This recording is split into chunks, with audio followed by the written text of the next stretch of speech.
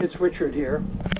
It's been 2 weeks now of working from home for those of us who are in Miami, and it's been even longer for some of you around the world. During that time, I haven't left the house or put on a pair of shoes. My wife has even volunteered to be my camera operator for this video, which I'm having to record on my iPhone. These are strange times indeed. This coronavirus outbreak has been unlike anything we've ever seen before, and it has hit all of us deeply. People are stuck at home. Kids can't go to school. Elderly parents aren't getting the care they need.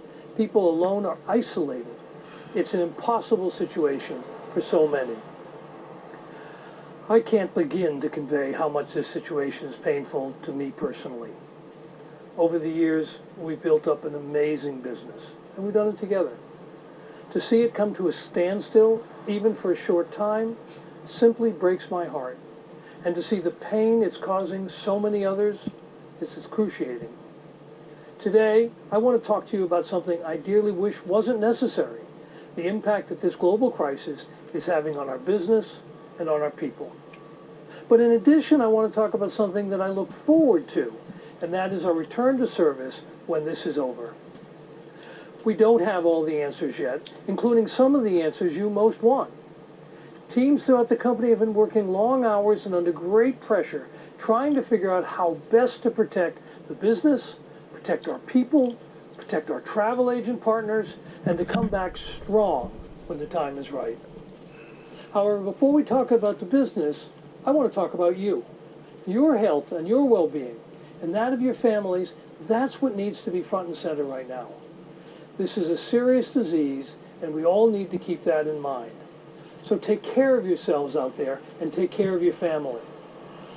Now, from a business standpoint, this situation is not only huge, it's unprecedented. We started 2020 looking forward to a gangbuster year, and now look where we are. In my wildest imaginations, I never contemplated a time when our business would simply come to a halt, when every ship in the fleet would be sitting idle with zero revenue. Zero. To deal with this crisis, we've had to take some steps we never imagined taking. We've slowed down some important projects to save money. We've killed some projects entirely. We've put off revitalizations and dry docks. We've delayed perfect day projects. We've paused work on new buildings, and the list goes on. These decisions come at a price. When you cancel a capital project, it means you also eliminate the work for the contractors on that project. And we've had to let more than 1,000 of our project people go as a result.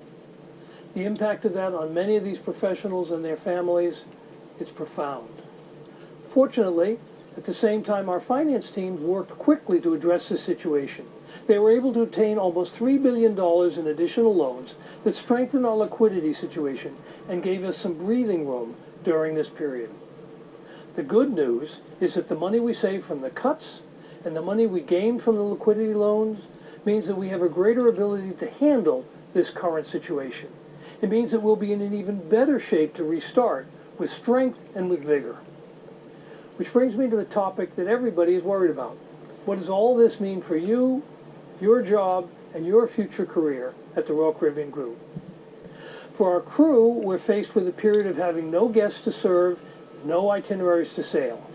And we've done two things. First, we've identified the number of crew members we need to continue to safely maintain our fleet at anchor and in port. Those crew members remain on contract at full pay. Our other crew members, in accordance with their collective bargaining agreements, will have their contracts concluded early. They will be paid for an additional time after their work ends and flown home at company expense. Returning contracts will be handled in the usual manner as we recommence service. Crew members who don't want to return home or otherwise cannot will be able to stay on board with no work assignments and free room, board, and medical care. I know that's not the same as having full cruises or being with your families, but we hope that this period is short. For shoreside employees, we're continuing to consider all the scenarios. We're looking at the work that remains to be done. We're also looking at the work we will need to do to get back up into service after our pause. We wish we had answers to all your questions, but the situation is so complex and so uncertain that it's taking our teams time to ensure that it's done properly and with the least possible pain. At the same time, it's now clear that some layoffs are unavoidable. We are determined to impact as few people as possible, which is why it's taking so long to finalize. We should have more answers for you on the plans by the end of next week. We have also enhanced our employee assistance program to provide help on personal issues such as dealing with stress, legal issues, grief and loneliness, financial matters, family challenges, etc. Personally, I'm not going to take any salary while this situation continues, and our ships are idle.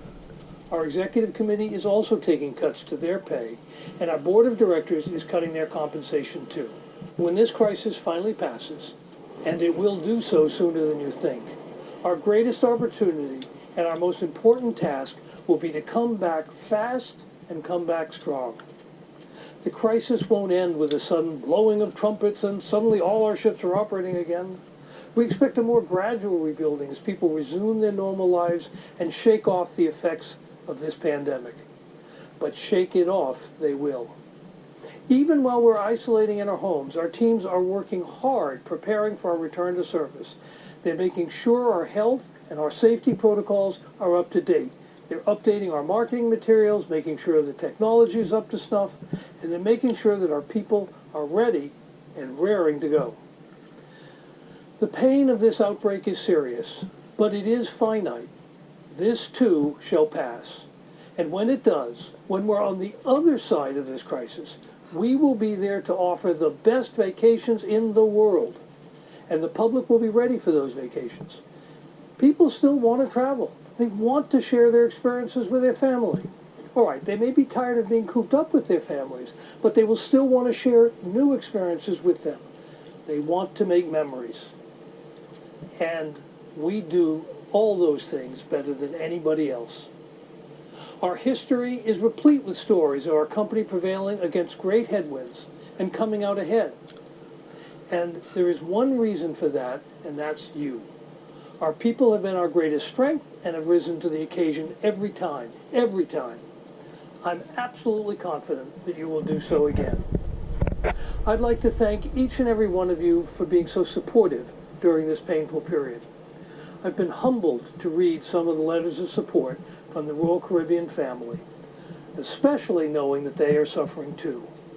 Your encouragement, your support, speaks volumes about how so many of you feel about this great company.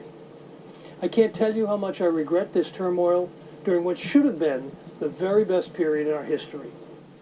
On behalf of myself, the leadership team, and our board of directors, please accept our heartfelt thanks, our strongest appreciation for the work that you all do every day, and for your understanding as we do our best to navigate these uncharted waters. And thank you in advance for the wonderful vacations that I know you will provide our guests in the near future as we all emerge from our home isolation. Thanks, everyone, and be safe out there.